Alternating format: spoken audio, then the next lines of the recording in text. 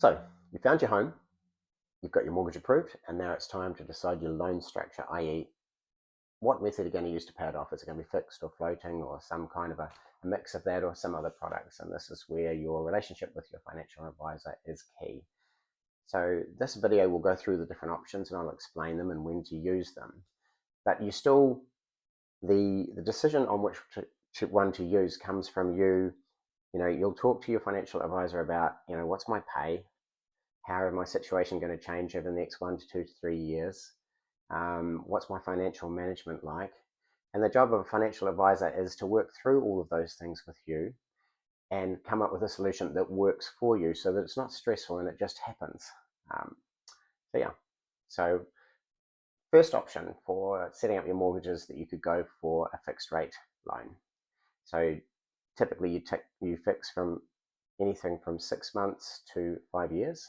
And what that means is that you have a set payment amount that always stays the same. So no matter what happens in the marketplace, you can see, if you see this graphic, you can see that you will always pay the same amount and you can rely on that. And then say you fix for say 2 years, after that 2-year period or say 3-year period, that expires, and then you decide what to do, and you may roll over and fix again.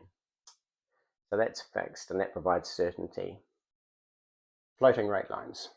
So with a floating rate loan, you still have a minimum payment that you have to make for each payment frequency that you choose, so fortnightly or monthly.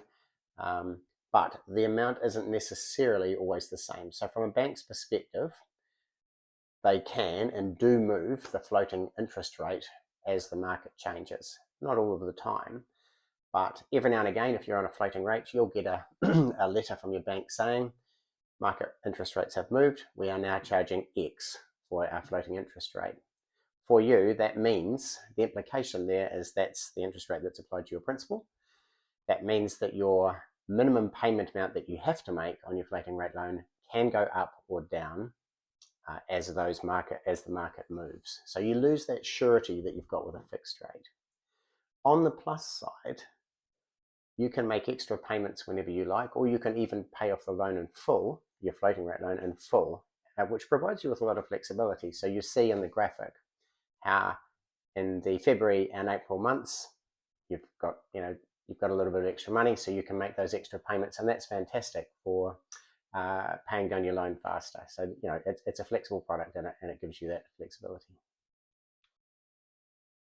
Offset mortgages. Not all banks offer offset mortgages, but the way they work is that you are allowed to designate certain accounts where you hold positive balances, and those accounts they accumulated, and let's say you've got maybe say $40,000 across a few different transactions or savings types accounts.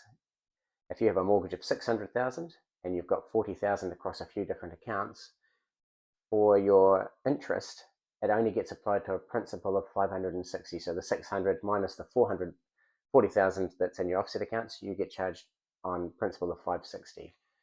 But you don't earn interest on the 40,000.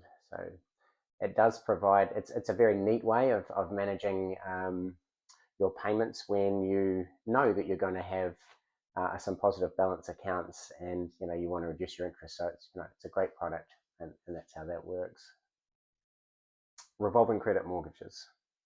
They are one big overdraft account where you manage everything from. So your pay comes in, your mortgage payments, and all your bills go out. The bank, once a day, looks at the balance, and that's what they charge you interest on. Now, one of the great things about this product is you have a limit of your revolving credit account, and you can re-borrow. So you pay money off, you can redraw it. So it offers fantastic flexibility, but it's not for everybody. If you're not very good at managing your money and you're the kind of person that if money's available, you'll spend it, perhaps this isn't the product for you. You need to think seriously about, are you going to keep withdrawing those funds just because they're available? But otherwise, you can see how those constantly incoming funds will actually save you on interest payments. A comment on revolving credit and offset accounts.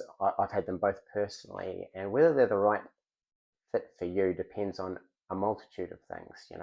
how stable is your income, what type of income do you have, do you get paid a month's worth of pay as a contractor, and therefore you do have money sitting aside. What's your future expenditure looking like? Are you planning renovations? What's your risk tolerance for interest rates? All of those things factor into what is the correct product for you to have. And that's what a financial advisor's job is to work through that, understand that. You should understand what the different options are, and then you should talk to a financial advisor who is an expert at working through these and matching the right one for you to achieve your financial goals.